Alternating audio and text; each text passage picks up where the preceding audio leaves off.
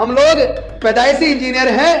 मरे हुए जानवर की खाल उतार कर उसको गलाकर कलर करके उसी खाल से जूते बना देते हैं, उसी से बेल्ट बना देते हैं, उसी से कैप बना देते हैं, उसी से जैकेट बना देते हैं, उसी से बैग बना देते हैं। यह काबिलियत किसी और समाज में नहीं। खेत के अंदर कपास से धागा बनाते हैं, धागे से कपड़े बनाते हैं और कपड़े को सिलते भी हमारे समाज के लोग। तो ये इंजीनियरिंग हमने कहीं और से नहीं सीखी, ये तो पैदाइशी इंजीनियरिंग हमारे बाप दादाओं से हमने सीखी है। देश के अंदर जितनी इमारतें हैं, जितने फ्लाईओवर हैं, जितने अस्पताल हैं, जितने कॉलेज और स्कूल हैं, जितनी भी इमारतों का निर्माण किया है, फ्लाईओवर का निर्माण किया है, सड़कों का निर्माण किया है, अस्पतालों का निर्माण किया है, कॉलेजों का निर्माण किया है, ये मजदूर के तौर पर मेरे समाज के लोगों ने किया है। इसका मतलब हमारी काबिलियत पे प्रश्न चिन्ह मत लगाना।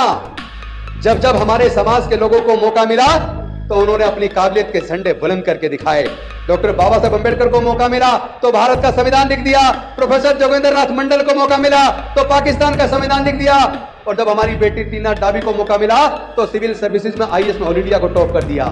लेकिन तुम तो हजारों साल से देश के संसाधन पे काबिज थे, तुम तो हजारों साल तक देश के हुक्मरान थे, तुम तो हजारों साल तक देश के राजा रहे। फिर कौन सी बात है कि भारत बार बार गुलाम हुआ? इसका मतलब जो राजा थे उनके अंदर कोई काबिलियत नहीं थी। वो अपने आप को योद्धा कहते होंगे, वो गुलाम हैं, वो डरपोक और कायर हैं, इसलिए हमारी बहन बेटियों की इज्जत लूटकर हमारी बहन बेटियों का कत्ल करते हैं। अरे तुम इतने ही काबिल हो तो विदेशियों ने आकर भारत पे बार बार आक्रमण क्यों किया? कभी गुलाम वंश, कभी तुगलक वंश, कभी खिलजी वंश, कभी मुगल, कभी अंग्रेज। बार बार देश को तुमने गुलाम बनाया क्योंकि तुम योद्धा भी नहीं हो, पाखंडवाद में झोंक दिया। मैं आप सबसे पूछना चाहता हूं, जो कावड़ लेने के लिए जाते हैं, कावड़ लेने वाला कोई करोड़पति देखा है आज तक? एक भी बता दो कोई करोड़पति कावड़ लेने जाता हो? अरे जिसके पास भरपेट खाना नहीं है, जिसके पास ढंग का कोई रोजगार नहीं है, उनके बच्चे फैक्ट्रियों से जो मजदूरी करते हैं 15-15 दिन की छुट्टी लेकर कावड़ लेने जा रहे हैं। किस लिए जा रहे हो भाई? अरे जो एसी रूम के अंदर बैठकर करोड़ों अरबों कमा रहे हैं वो तो कावड़ लेने नहीं जाते। तुम्हारे पास इतना टाइम क्यों है? देश के प्राकृतिक संसाधनों के मालिक कुछ ही लोग क्यों हैं? उसमें इस देश के मूल निवासियों का हिस्सा कहां है? उनका हक किसने मारा है? अब ये जुल्म बर्दाश्त नहीं होता, इसीलिए मैंने रिजाइन किया। जिंदगी भर मंत्री बना रहूं और मेरी बहन बेटियों की इज्जत लूट के कत्ल होता रहे तो मैं जवाब पूरे देश के कोने कोने में जाकर मांग रहा हूं। या तो इस सवाल का जवाब दो। अगर आप इस सवाल का जवाब नहीं दोगे तो हम मानेंगे कि आप हमें हिंदू नहीं मानते, फिर हम अपने बुजुर्गों के धम्म में, सांस्कृतिक विरासत में, बुद्ध के धम्म में दीक्षा लेने का काम करेंगे।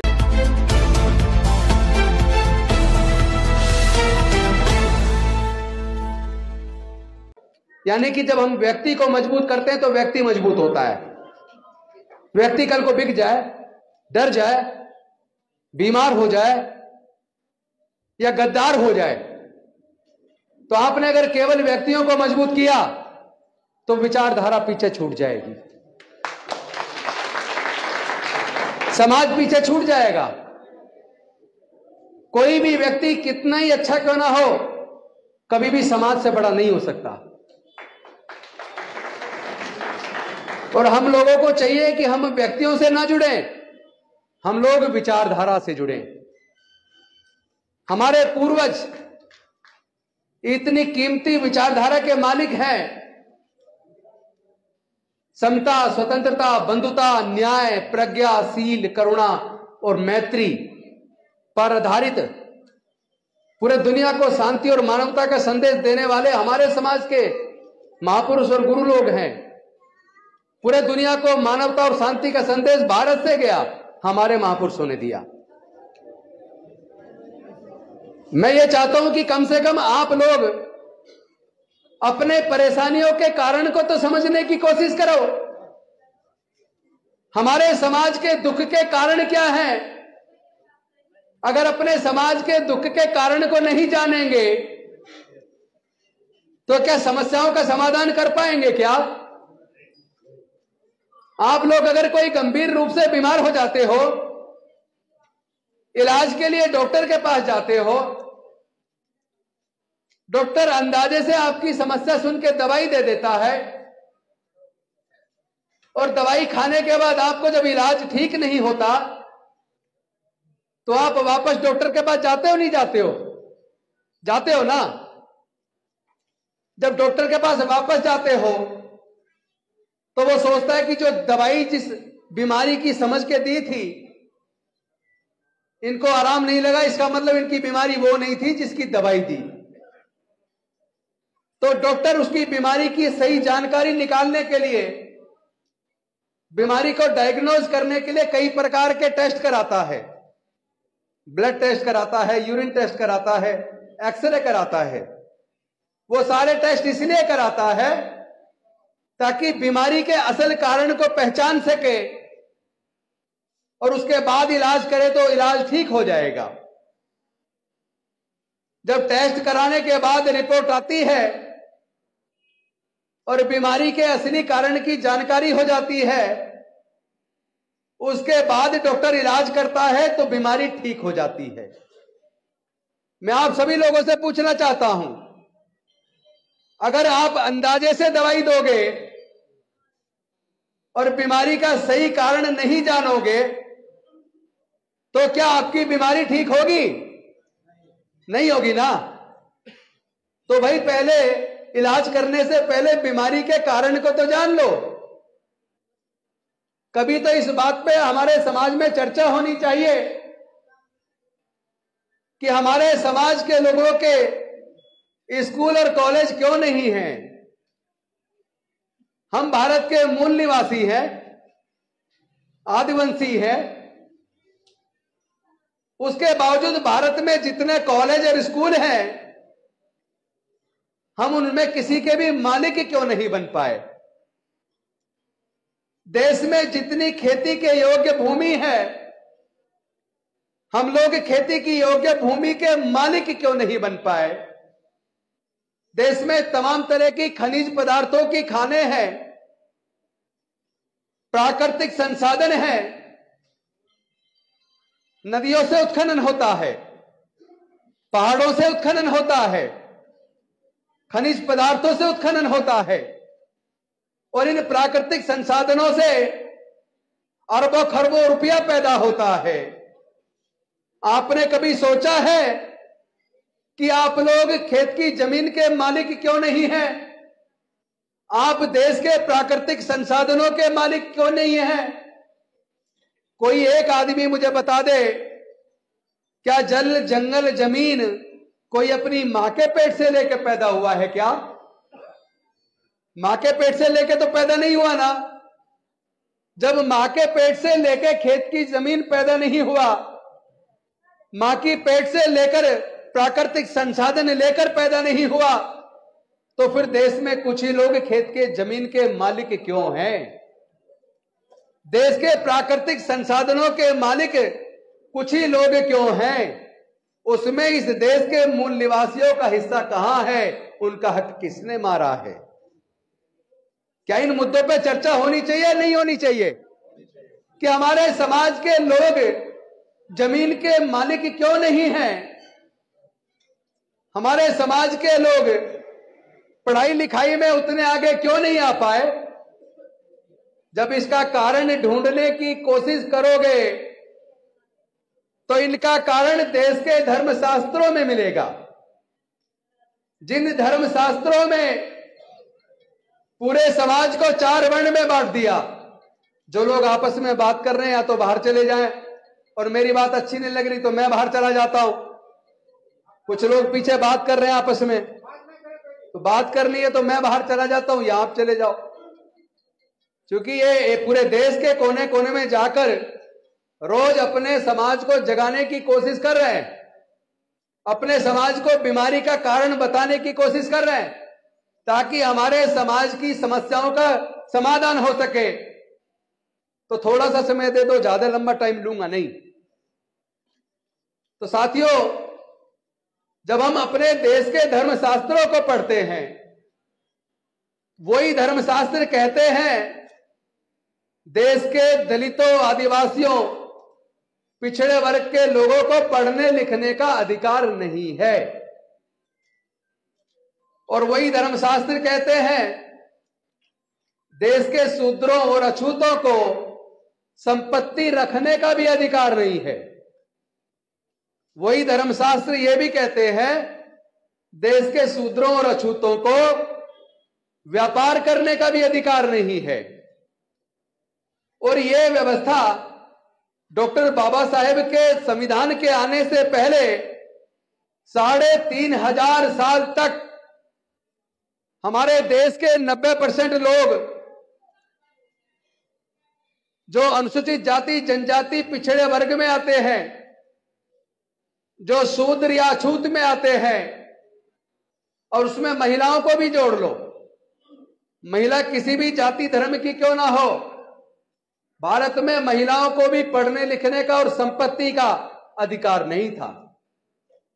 इसका मतलब 90% लोगों को ना तो पढ़ने का अधिकार था, धर्मशास्त्रों में बंदिश लगा के रखी, ना व्यापार करने का अधिकार था और ना ही संपत्ति अर्जित करने का अधिकार था।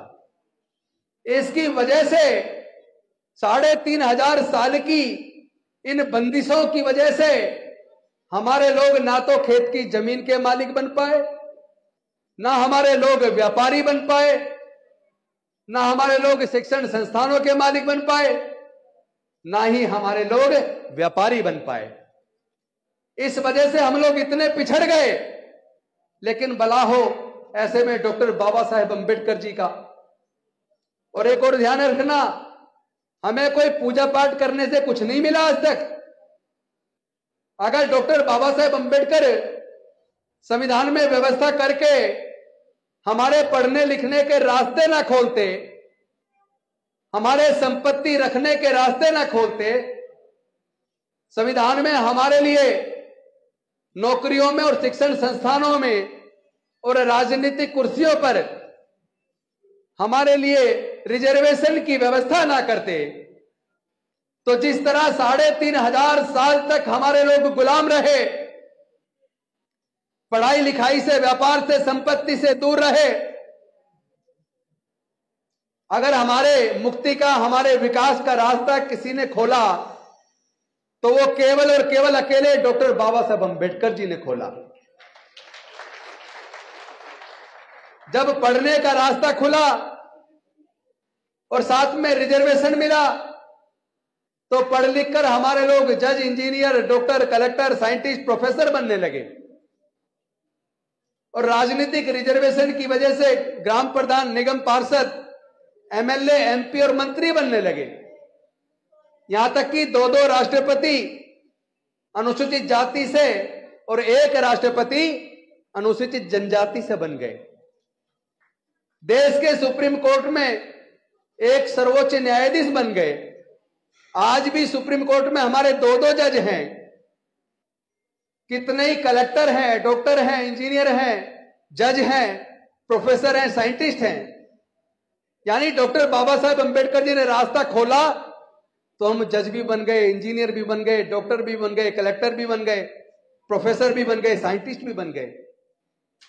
इसका मतलब काबिलियत तो हमारे समाज में पहले से थी, लेकिन हजारों साल से उस धार्मिक बंदिश की वजह से हमारे समाज के लोग आगे नहीं बढ़ पाए। और जब मौका मिला तो इतनी काबिलियत अर्जित की कि हमारे समाज के लोगों ने भारत का भी संविधान लिख डाला और पाकिस्तान का भी संविधान हमारे समाज के लोगों ने लिख डाला। इसका मतलब काबिलियत की कमी हमारे समाज में नहीं है। हमारे समाज के लोग पैदाइशी इंजीनियर हैं, पैदाइशी जन्मजात इंजीनियर। हमें किसी के यहां जाकर ट्रेनिंग की जरूरत नहीं होती। हम लोग पैदाइशी इंजीनियर हैं। मरे हुए जानवर की खाल उतार कर उसको गलाकर कलर करके उसी खाल से जूते बना देते हैं, उसी से बेल्ट बना देते हैं, उसी से कैप बना देते हैं, उसी से जैकेट बना देते हैं, उसी से बैग बना देते हैं। यह काबिलियत किसी और समाज में नहीं। खेत के अंदर कपास उगाते हैं, कपास से धागा बनाते हैं, धागे से कपड़े बनाते हैं और कपड़े को सिलते भी हमारे समाज के लोग हैं। तो ये इंजीनियरिंग हमने कहीं और से नहीं सीखी, ये तो पैदाइशी इंजीनियरिंग हमारे बाप दादाओं से हमने सीखी है। देश के अंदर जितनी इमारतें हैं, जितने फ्लाईओवर हैं, जितने अस्पताल हैं, जितने कॉलेज और स्कूल हैं, सबका निर्माण मजदूर के तौर पर, बेशक हम उद्योगपति ना हो, बेशक हमारी जेब में पैसा ना हो, लेकिन जितनी भी इमारतों का निर्माण किया है, फ्लाईओवर का निर्माण किया है, सड़कों का निर्माण किया है, अस्पतालों का निर्माण किया है, कॉलेजों का निर्माण किया है, ये मजदूर के तौर पर मेरे समाज के लोगों ने किया है। इसका मतलब हमारी काबिलियत पे प्रश्न चिन्ह मत लगाना। जब जब हमारे समाज के लोगों को मौका मिला तो उन्होंने अपनी काबिलियत के झंडे बुलंद करके दिखाए। डॉक्टर बाबा साहब अंबेडकर को मौका मिला तो भारत का संविधान लिख दिया, प्रोफेसर जोगेंद्र नाथ मंडल को मौका मिला तो पाकिस्तान का संविधान लिख दिया, और जब हमारी बेटी टीना डाबी को मौका मिला तो सिविल सर्विसेज में आईएएस में ऑल इंडिया को टॉप कर दिया। फिर से हमारे एक बेटे को मौका मिला, सोनकर को, उसने सिविल सर्विसेज में, हमारे एक बच्चे ने सिविल सर्विसेज में टॉप कर दिया, नीट के अंदर टॉप कर दिया, जेई मेन के अंदर टॉप कर दिया। इसका मतलब काबिलियत की, हमारे काबिलियत पे प्रश्न चिन्ह मत लगाना। हमारे अंदर काबिलियत कूट कूट के भरी है। ये लोग कहते हैं ये काबिल नहीं है। अरे मैं एक बात पूछना चाहता हूं, हम काबिल नहीं है ये तुम कह रहे हो। हम काबिल इसलिए नहीं बन पाए कि हमें हजारों साल तक मौका नहीं मिला, लेकिन तुम तो हजारों साल से देश के संसाधन पे काबिज थे।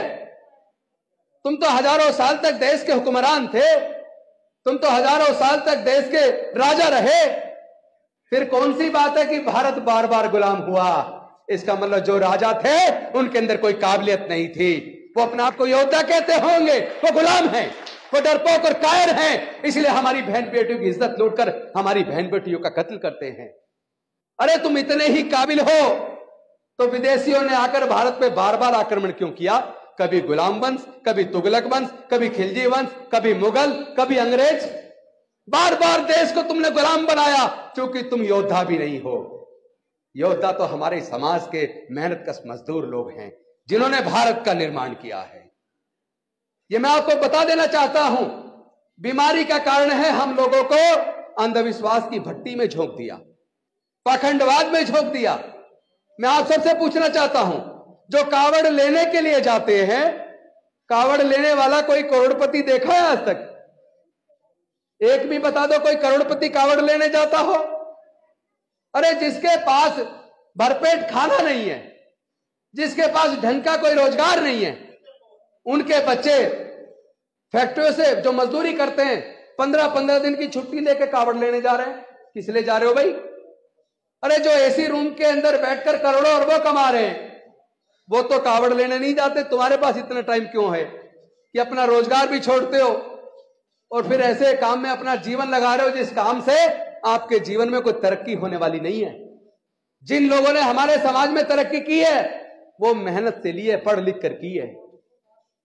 लेकिन यहीं पे एक सवाल पैदा होता है।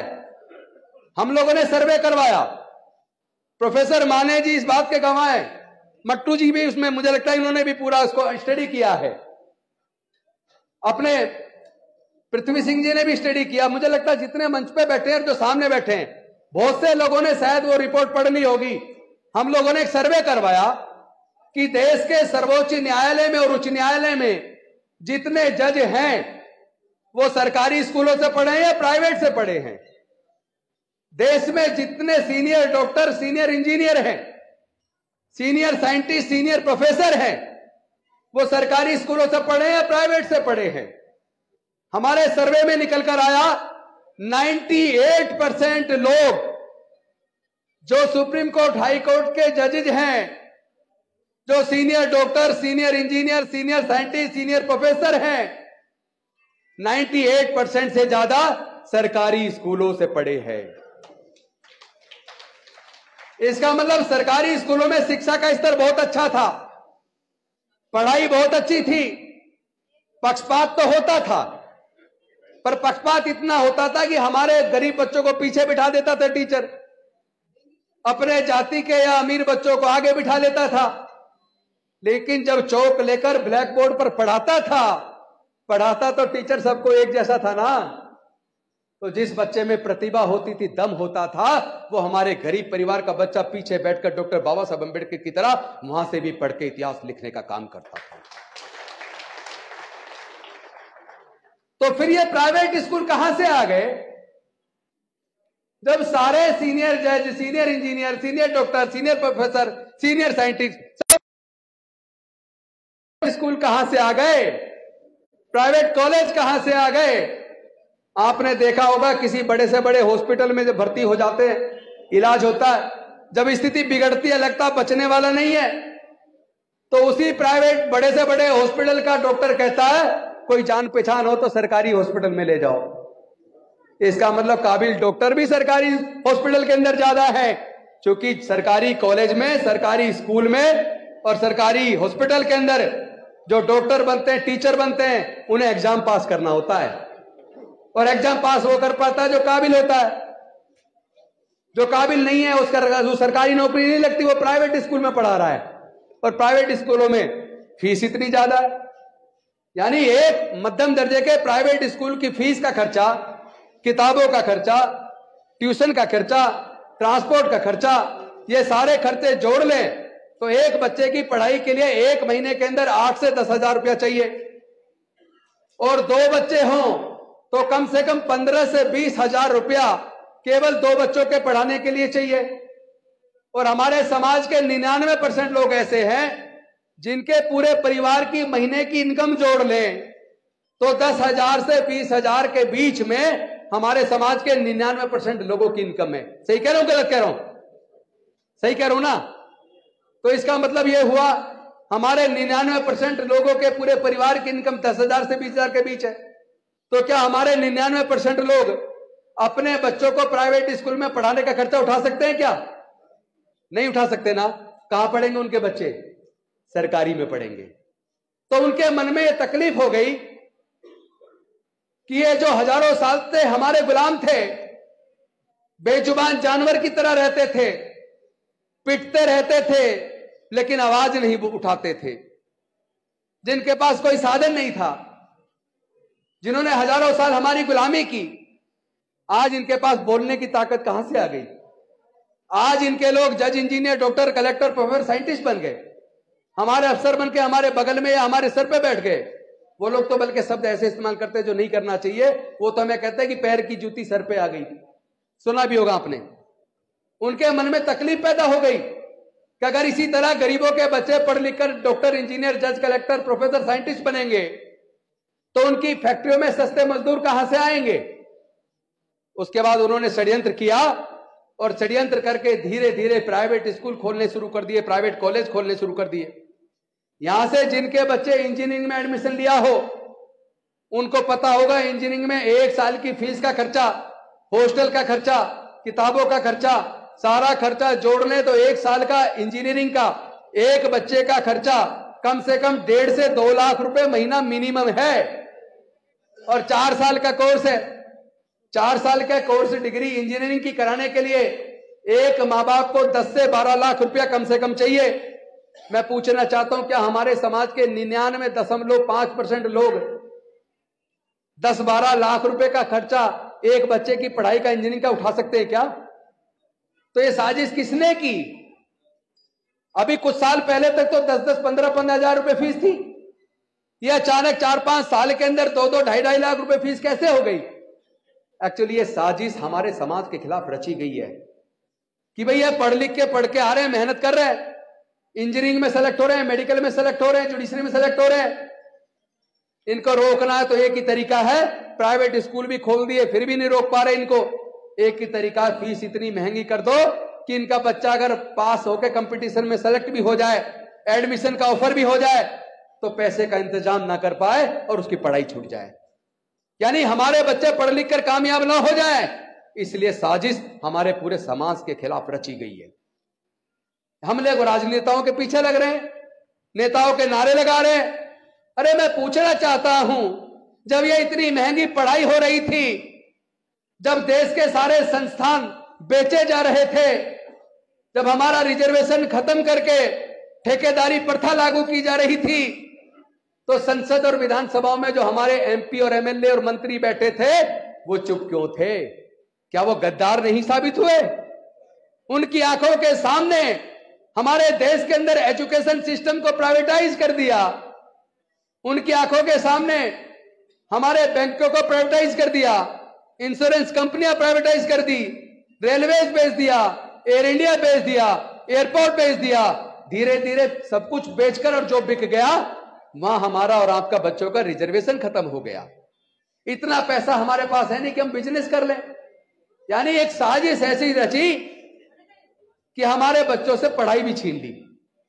और दूसरी रची, 5th पे कमीशन में इन्होंने ठेकेदारी प्रथा लागू कर दी। जो हमारे लोग सफाई कर्मचारी चपड़ासी भर्ती हो जाया करते थे कि वो चपड़ासी भी पढ़ के अपने बच्चों को पढ़ा रहा है नौकरी में आके, उसके चपड़ासी के मजदूर के बच्चे भी डॉक्टर इंजीनियर बन रहे हैं, तो इनको रोको। तो धीरे धीरे सरकारी संस्थान भी प्राइवेटाइज कर दिए और 5th पे कमीशन में कानून बनाया, 4th क्लास एम्प्लॉयमेंट पूरी तरह बैन, अब ठेके पे भर्ती होगी। यानी पक्की नौकरी चपड़ासी भी लग जाती थी तो घर तो चल जाता था।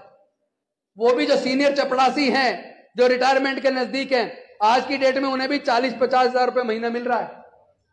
अब जब वो ठेकेदारी प्रथा लागू कर दी और 4th क्लास एम्प्लॉयमेंट को ठेके पे दे दिया, अब वही आदमी जिसको 30-40-50 हजार रुपए मिलना चाहिए, उस आदमी को 8-10 हजार रुपए मिल रहा है। घर चल जाएगा क्या 8-10 हजार में? क्या वो खाएगा, क्या बच्चों को पढ़ाएगा? यानी मैं कम बोल के इतना समझाना चाहता हूं, हमारे समाज के साथ बहुत बड़ा छल हुआ। पहले देवासुर संग्राम हुआ तब छल हुआ, राजा बलि के साथ छल हुआ, हिरण्यकश्यप के साथ छल हुआ। हमारे जितने महापुरुष राजा महाराजा हुए हैं, छल से उनका वध हुआ, उनके राजपाट को छीना गया। और जब बाबा साहेब के आशीर्वाद से फिर से हमारे लिए रास्ता बना, हम लोग पढ़ के आ गए, फिर से छल हुआ और हमारे एजुकेशन को पूरी तरह प्राइवेटाइज कर दिया, सरकारी नौकरियों को प्राइवेटाइज कर दिया। यानी हमारे आगे बढ़ने के रास्तों को इन लोगों ने साजिश के तहत बंद कर दिया। क्या हमारे समाज लोगों का इन मुद्दों पर ध्यान है? जब ध्यान ही नहीं है बीमारी की तरफ, तो भैया नारे लगाते रहो नेताओं के पीछे, राजेंद्र गौतम जिंदाबाद, आगे बढ़ो, हम तुम्हारे साथ हैं। नेताओं को आगे बढ़ाने की बजाय समाज कैसे आगे बढ़े, इस पे चर्चा शुरू करो। किसी के पीछे लग्गू बनने की जरूरत नहीं है। हमारे समाज के लोगों को लोग वोट बैंक समझते हैं। अब वोट बैंक बनना बंद करो, बहुत हो गया भाई। कब तक वोट बैंक बने रहोगे? बहन बेटी की इज्जत लूट के उनकी हत्या की जा रही है, भाइयों की मूंछ रखने पर हत्या की जा रही है, पानी का घड़ा छू लेने पर हत्या की जा रही है, घोड़ा खरीद लिया तो उस पर हत्या की जा रही है, मंदिर में घुस गए तो प्रवेश करने पर हत्या की जा रही है, मूर्ति छू लेने पर हत्या की जा रही है। भाई कितना खून और बहाओगे हमारे समाज की बहन बेटियों का, हमारे भाइयों का? और अगर जुल्म के खिलाफ बोले तो पूरी बस्तियां जला दी जाती हैं। आप शायद भूल गए, मैं तो नहीं भूला भाई। सन 2002 के आसपास आप ही के दुलीना कांड हुआ था झज्जर के अंदर। डीएसपी नरेंद्र कुमार की कस्टडी से 5 अनुसूचित जाति के लोगों को पुलिस के डीसीपी के सामने 5 की हत्या की थी। याद है आपको किसी को? उसके बाद गोहाना कांड हुआ, पूरी बस्ती जलाई गई। उसके बाद मिर्चपुर कांड हुआ, ये तो मैं हरियाणा के बता रहा हूं। पूरे देश के अंदर देखोगे, महाराष्ट्र में खैरलांची कांड हुआ, दादरी कांड हुआ, कुम्हेर कांड हुआ, पनवाड़ी कांड हुआ, हस्तिनापुर कांड हुआ, तसंदूर कांड हुआ, बेलची कांड हुआ। कितने कांड गिनाऊं? जो बिहार वाला जो कांड था, 58 दलितों को लाइन में लगा के गोलियों से भून दिया और सारे के सारे मुलजिमों को बाइज्जत बरी कर दिया। क्या हमारा खून इतना सस्ता है? आप हमारी बहन बेटियों की भी इज्जत लूट लोगे, उनकी भी हत्या कर दोगे, हमारे भाइयों की भी हत्या कर दोगे और फिर कोर्ट से भी छूट जाओगे और हम लोग चुप बैठे रहेंगे। अब चुप रहने वाले नहीं है। अब यह जुल्म बर्दाश्त नहीं होता, इसीलिए मैंने रिजाइन किया। जिंदगी भर मंत्री बना रहूं और मेरी बहन बेटियों की इज्जत लूट के कत्ल होता रहे, मूंछ रखने पर हमारे युवाओं की हत्या होती रहे, पानी का घड़ा छूने पर हमारे लोगों की हत्या होती रहे। अभी की बात है, थोड़े दिन पहले ही, मेरे ख्याल से 1.5 महीना हुआ है, यूपी के प्रतापगढ़ में मंदिर में घुस गया एक हमारा समाज का आदमी, उसकी हत्या कर दी। एक बच्चे ने मूर्ति छू ली भगवान की, उसकी हत्या कर दी। मैं पूछना चाहता हूं, अगर हम हिंदू हैं तो मंदिर प्रवेश में हमारे बच्चों की हत्या क्यों? अगर हम हिंदू हैं तो भगवान की मूर्ति छू लेने पर हमारी हत्या क्यों? अगर हम हिंदू हैं तो हमारी बहन बेटियों की इज्जत लूटकर उनकी हत्या क्यों? अगर हम हिंदू हैं और मूंछ रखते हैं तो हमारी हत्या क्यों? अगर हम हिंदू हैं तो पानी के घड़ा छू लेने पर हमारी हत्या क्यों? भाई इस सवाल का जवाब तो देना पड़ेगा या नहीं? बनता है सवाल, नहीं बनता है? जवाब देना पड़ेगा ना। तो मैं जवाब पूरे देश के कोने कोने में जाकर मांग रहा हूं, या तो इस सवाल का जवाब दो। अगर आप इस सवाल का जवाब नहीं दोगे तो हम मानेंगे कि आप हमें हिंदू नहीं मानते, फिर हम अपने बुजुर्गों के धम्म में, सांस्कृतिक विरासत में, बुद्ध के धम्म में दीक्षा लेने का काम करेंगे।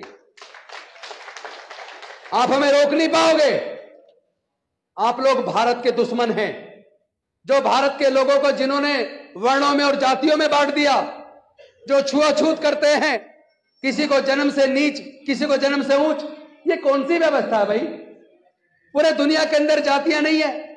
अमेरिका में जातियां नहीं है, जापान में जातियां नहीं है, चाइना में जातियां नहीं है, इंग्लैंड में जातियां नहीं है, रसिया में जातियां नहीं है, ऑस्ट्रेलिया में जातियां नहीं है, न्यूजीलैंड में जातियां नहीं है, इटली में जाति नहीं है, स्पेन में जाति नहीं है, फ्रांस में जाति नहीं है, जर्मनी में जाति नहीं है। मैं पूछना चाहता हूं, जब पूरे दुनिया में जाति नहीं है तो केवल भारत में जाति क्यों है?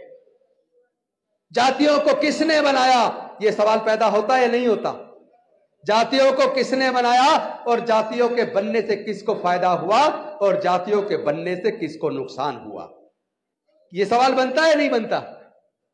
इसका जवाब मिलना चाहिए। बात बहुत सारी है करने के लिए, लेकिन लास्ट में मैं एक सवाल पूछना चाहता हूं।